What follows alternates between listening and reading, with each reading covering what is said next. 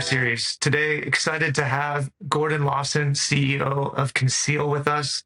Conceal, who will be at the upcoming Innovate in Scottsdale, does incredible things to secure probably the most overlooked part of cybersecurity, the browser. And excited to talk about it with you today. Thanks for being here, Gordon. Thanks, Aaron. Great to be with you. Yeah, and I know you've been with Conceal about 3.5 years, right? That's right. Yep. And I know you've had a long tenure in cybersecurity, but before that, you really cut your teeth with the federal government. That's right. I was a naval officer right out of college, Naval Academy guy, and definitely I did not do cyber in the Navy, but was certainly exposed to the importance of cybersecurity and overall security postures. And then started my cyber career with a company now called Cofense, was called Phishing when I joined, and I led global sales there for 3 years. Awesome. Yeah. I mean, both sectors of cybersecurity that are just sort of huge attack surfaces to be addressed. Absolutely. And I think, it's interesting just to maybe hone in on that security awareness piece is, one of the things that we talk about a lot with our clients now and our prospects is that security awareness isn't enough. I'll talk about an email that I got today that I think was very, very clever. But these vectors are so complex and so clever that you can't just depend or rely that folks will get trained enough with simulations or with, other types of training. And so I think that real time being able to defend and identify these really novel attacks is critical. That's what we're trying to do at Conceal. Yeah, absolutely. And in the email space, look, I don't think we're winning the email battle, but the players are staying on top of the curve. I'll say that to be as generous as possible. Yeah. Versus the browser space, we're just how many people are protecting their browser, which is its own operating system? It's probably a small fraction of U.S. companies that have even started the journey of working on that shoring up that attack vector. Right. Well, work today is not just email, right? It's WhatsApp, it's Slack, it's all sorts of other applications. So those attacks can come through those applications as well.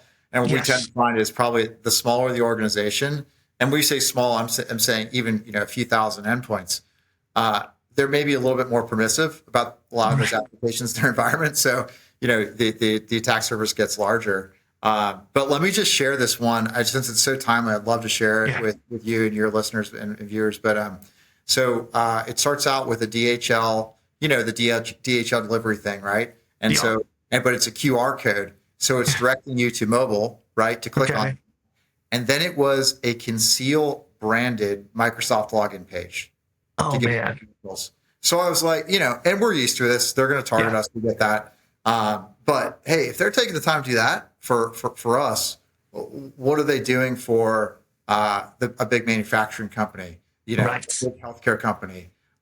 It just feels like the threat actors, they know exactly how to get to folks, and they know exactly how to play into that psychology, which is it's scary, and it's fascinating for us to be able to work to make sure we're protecting against this. But I feel like one of the things you said is what we're doing is still insufficient as a community, and we got to move faster to defend against these attacks. Yeah, and you guys have the tech to do it. So maybe we could pivot a little bit and talk about. It was interesting in sort of learning everything you guys have been working on, but it sounds like Conceal really started with helping folks that are doing threat research obfuscate themselves, sandbox themselves. So really, when you were purposely doing malicious things on the internet, that is the biggest security problem in the world. And to be able to secure those folks probably gave you guys an incredible start. Right. Well, as I mentioned, as you said, I've been CEO 3.5 years. Was not the founder. Our founder came out of the government, and she did work on whether it's government or law enforcement being able to do pretty sensitive things without that attribution, and that involves a level of isolation, right? When you're doing stuff on the web. And so what we said is, that isolation technology is really interesting. I'm not a huge fan of the word RBI because I feel like it gets overused and has other connotations, i.e. cost and latency. But I said, how can we take some of the great elements of that and make it into something that tens of thousands of companies need. And so that was really the evolution of Conceal over these last 3 years is, yes, you can use isolation as a tool, but it's just a tool to protect the user and the network. The most important thing is the detection engine behind that to make sure that you're not just, threat intel is one piece of it. The threat feeds are one piece of it. That we all know that's important, but it's the heuristics, it's the content analysis. It's understanding that, hey, if it's going to a login page that is clearly not a Microsoft or Conceal domain, or it's not a DHL or UPS or FedEx domain, that's probably a real problem. And more importantly, when you get into, if you do click on that, because it may not be blocked based on your content, right? For sure. As it gets through, if one of your employees does get to that login page, you better not be allowing them to enter on for their keyboard to work, because that's how the crown jewels get given. That's fundamentally how our technology works. If you've made it all the way through and you're there and it's in your face and you're like, oh, I really got to log in because I don't know what's being delivered to my house, or delivered to my office, or where that invoice is coming from, but it's asking for a login. Don't do it. And we want to prevent that from that kind of final step of bad is now occurring in our network. Yeah. So let me kind of give my take on the space, and then you can tell me, like, here's how Conceal approaches the problem. So look, in my opinion, like, the browser's its own operating system. It can do everything an operating system does. Most of our apps we use for work are in the browser. Yeah. And crazily enough, the browser can be used to escape the browser to get to the OS. And there is no EDR vendor out there. Nobody does anything related to the browser at all. In fact, some percentage of browser plugin store market is full of just malicious stuff. And like, you're almost like, it's almost the Wild West of cybersecurity in this untouched area. And then you guys come in with this really elegant way to service everybody and maybe talk about, okay, in that context, what does Conceal? How does it work? What does it do in that frame? Yeah. Well, I want to be fair. I think that there are ways, whether it's proxy architectures or other ways where folks will claim that it's secured, right? But what we're saying is, first off, you may not have that in your organization. In fact, if you're less than 5,000 endpoints, you probably don't have that in your organization. So let's start there. Yeah. The other thing is those other architectures tend to work on known bads. So if it's an innovative vector like the one I described, I think you're rolling the dice whether you're going to stop it. And so that's been our approach, is that, once again, we want to look at that content. We want to use our heuristics, our machine learning that we're building up with the now almost 1 million endpoints that we're working with. There's really good stuff there that we're finding to be able to protect these organizations. And then I think the final piece of it is, okay, how easy is it to deploy? Can I get this out to 5,000, 10,000, 100,000 endpoints in days, or is this going to be a total rework of architecture? And we like the former approach. We want to do it quickly. We integrate with all the RMMs.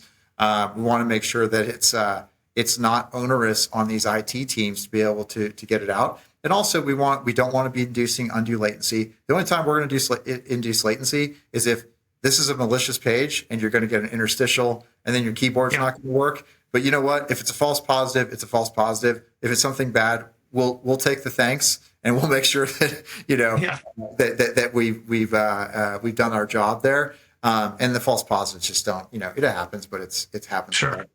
But it's protecting that real clever vector is what I think we're super good at.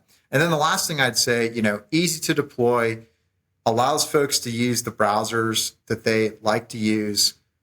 We can still do the policy controls like any other solution here in terms of blacklisting and whitelisting.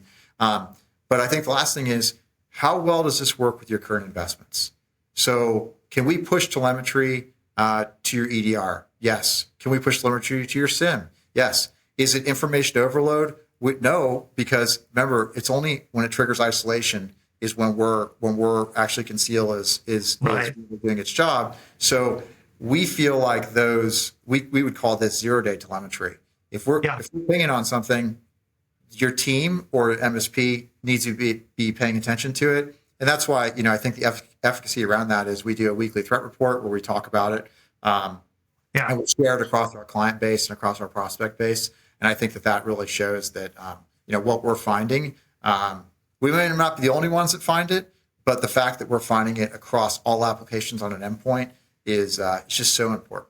And able to stop it in real time, which is super important. And that's where you have to stop, right? You have to stop it at the source. Otherwise, you're in an incident already. Yeah. And I think, I want to key in on what you said about proxies, because look, no doubt, if you're large enough, you should probably have a proxy, or something that blocks known bad. But like, have any of the attacks last year that made the news, were any of them because somebody clicked on a known bad? Like, that's not really where incidents are happening. Everything's happening exactly as you're describing. Somebody got a DHL email, went to a Dropbox login, logged in there, was valid, and then there was this other layer, like 3 layers deep of tricking people, and that's where you have to be on the browser to stop it. Well, think about this too. Like, even I think about I won't name them, but big gaming company, right? It's well known. Sure. That social engineering, not a foreign accent, U.S. accent, really, really hard getting admin credentials.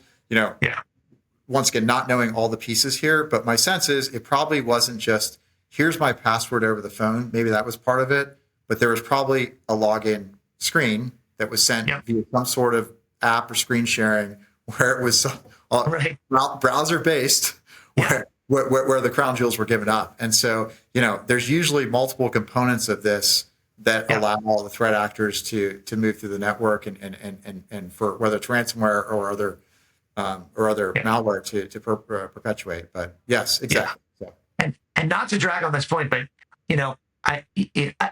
look, all of us take email security training where it's like, oh, hey, check that the domain matches this. And then in the heat of the moment, you fail the training because they really catch you in a clever way. But it's like, why wouldn't we have an AI engine in the back end catching that for us so we don't have to perfectly nail it on the head every time? Right. And it sounds like that's where you guys fit in perfectly. For sure. And I like to tell folks, you have security awareness, you have EDR, we're that insurance and policy in between. Yeah. And I feel like that's just, it's a really easy way to talk about it. We actually saw our first cyber insurance questionnaire today talking about endpoint application. And do you have endpoint application isolation installed? Fantastic. Good. I want to hit on one more point. I know that there are competitors out there that just do a secure browser and it's locked in, which might work for the largest of the large companies. But that's not you guys. Is that right? It's not. We've purposely taken the extension approach for that ease of deployment, for that novel detection capability, really being a security tool, not just a compliance tool, right? And so when you're talking about maybe VDI replacement, hey, I think that's an important piece, but that's it's almost apples and oranges with what we do. Yeah. And so, from our perspective, we feel like there's literally hundreds of thousands of companies around the globe that need what Conceal's doing to be able to enhance their posture. And we want to make it affordable, easy to deploy. We're super, super channel friendly. That's another thing that maybe I feel like on these podcasts, I do these and I feel like people don't talk about just how incredibly important this MSP ecosystem is throughout the world. Like, these are the folks that are defending the smallest companies that don't have their own internal talent. And so being able to work, and it's not just work technically, but there's a financial piece of this. You got to have a price point where those folks can have good margin too. Maybe you don't like talking about that publicly, but it's super critical to acknowledge that and be a good team player on this stuff. And so that's the approach that we've really taken to go to market. It's great. Yeah. The look, like, the largest of large enterprise can go with a secure browser. They should consider you guys, but the 99.9% of US companies that will never, invest that much in security infrastructure and have an MSP need to be looking at you guys. They have to be partnering with you guys. Absolutely. And I just want to also emphasize there's no security architecture limitation to us deploying out to hundreds of thousands of endpoints. We've done it. It's just a matter of what the real needs are. And so we're going to focus on that segment of the market where we feel like this is a real need and they're literally getting breached every day. They're getting emails like we got without the defense to defend against it. So yeah, no, it's super fun to me to work with those companies, and it's really, really rewarding. And so it's been a blast kind of getting this, the product where it is today. That's awesome. Well, congrats. And yeah, I'm excited to see you guys at Innovate and appreciate your time today. And yeah, thank you. Awesome. Thank you, Eron. Appreciate it.